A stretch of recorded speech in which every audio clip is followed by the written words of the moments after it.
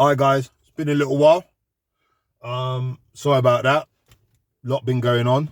I ain't had a chance to sit down and do a video. Excuse my appearance. As you can see, I've got a black eye, courtesy of Matush, one of my fighters.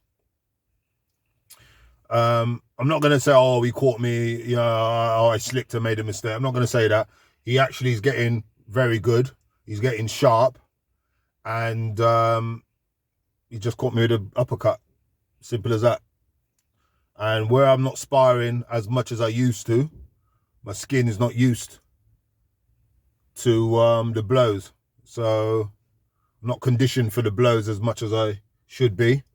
That's why I put on weight, and that's what's happened. Anyway, today's video is about subliminal racism. And I'm going to tell you a story of what happened today. And hopefully you'll see my point and keep an eye out for it for when it happens to you.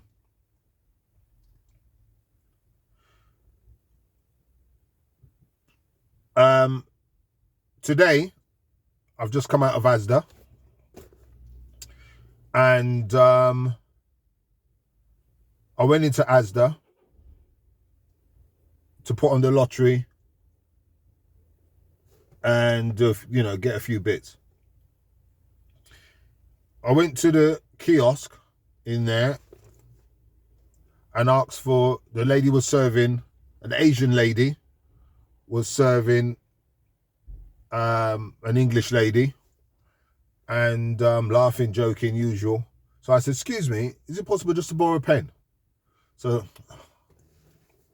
she's looking around for a pen, you know, looking on the sides, looking for a pen and all this. This went on for about 15 seconds, with which the English lady says, oh, here, darling, I've got a pen.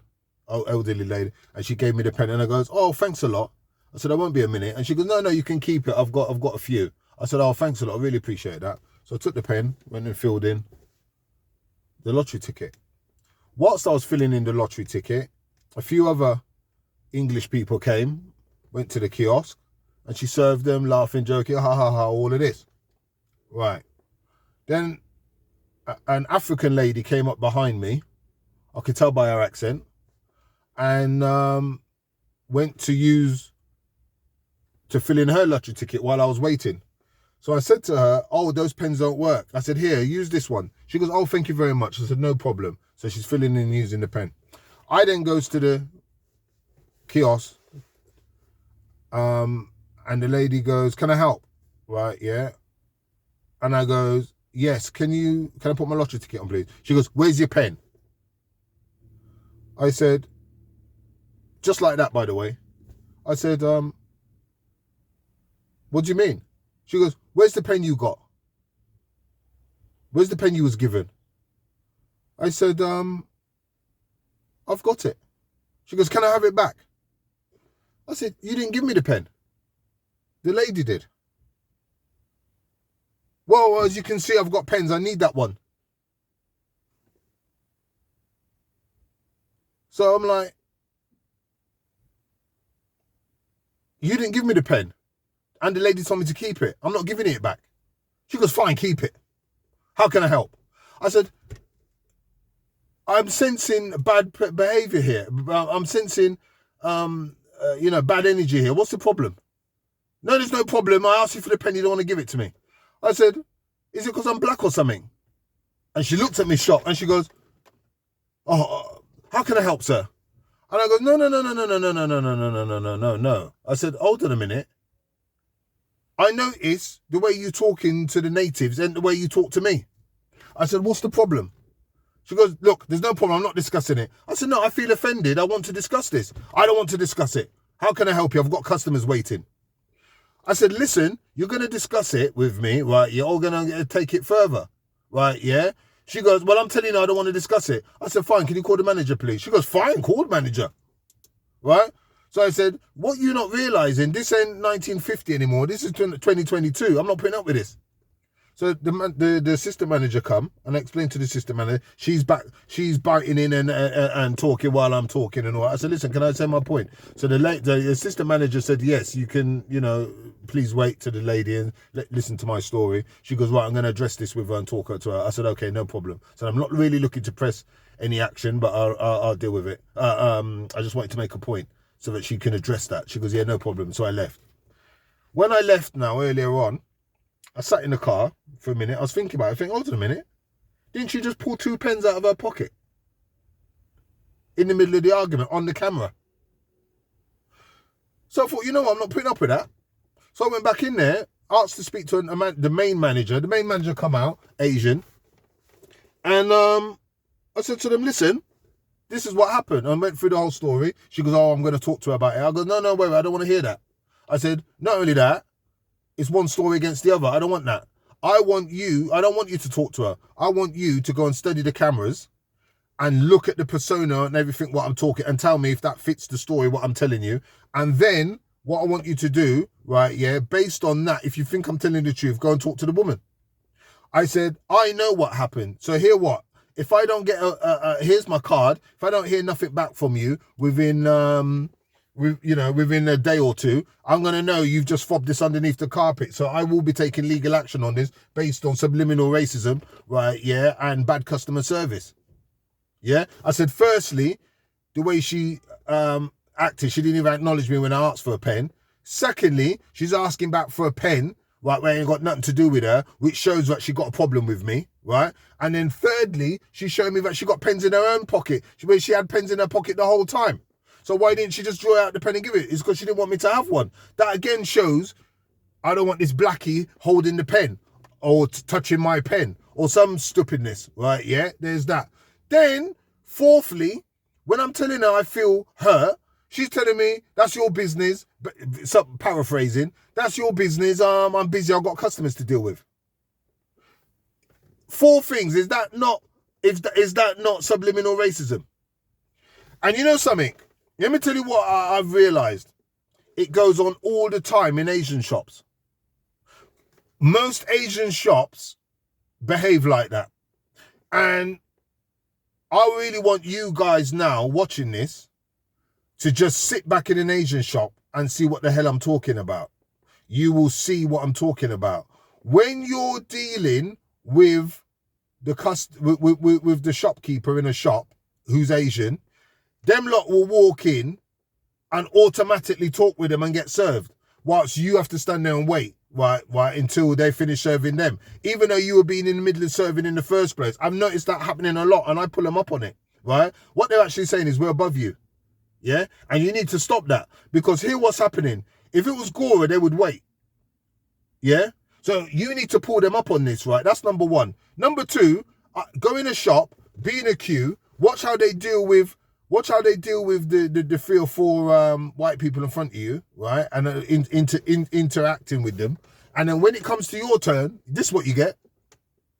Sometimes you don't even get, how can I help? Or, yes, sir, how can I help? You don't get none of that. They just look at you. Hurry up and buy. That is part of the subliminal programming that is going on in society today, yeah?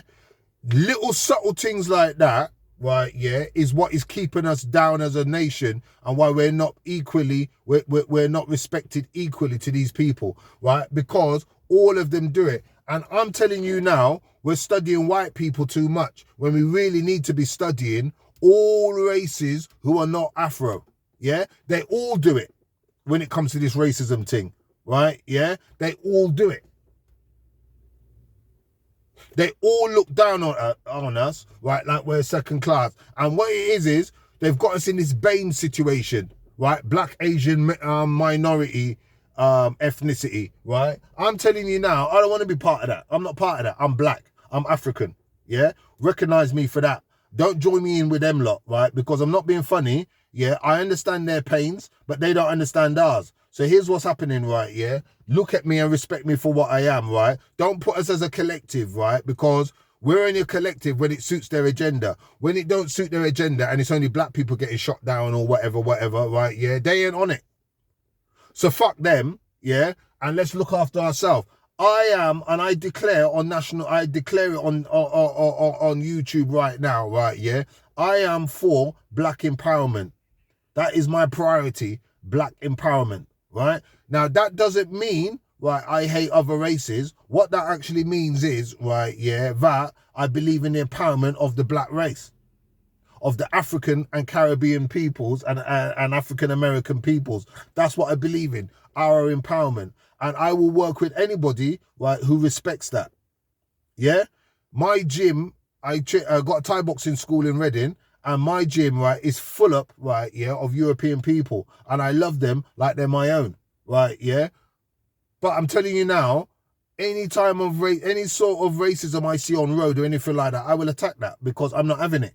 I am for the empowerment of black people, which means any way necessary that I can help my people, them, I will try to do it, especially when it comes to racism. That is the footground and the battlefield that I'm dealing with right about now, because I'm sick to death of having to deal with this, yeah?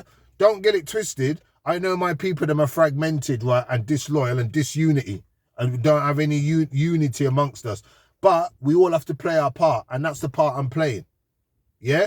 So, the other day, this happened again, this Asian thing happened in another shop, right, yeah, in Shinfield, right, yeah, 3 Mile Ride, yeah, went into the post office there, woman dealing with the customer, how can I help and all that. As soon as I turn up, she's there staring at me with her mask on, just staring at me, like I'm a ghost or something.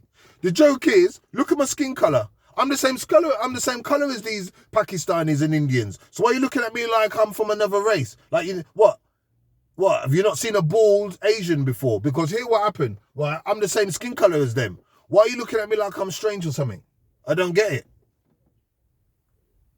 That's how deep seated and stupid the racism really is. Because I'm not even another shade to them. I'm the same colour to them. So why are you looking at me like I'm like I'm alien or something? That's how deep seated it is in them.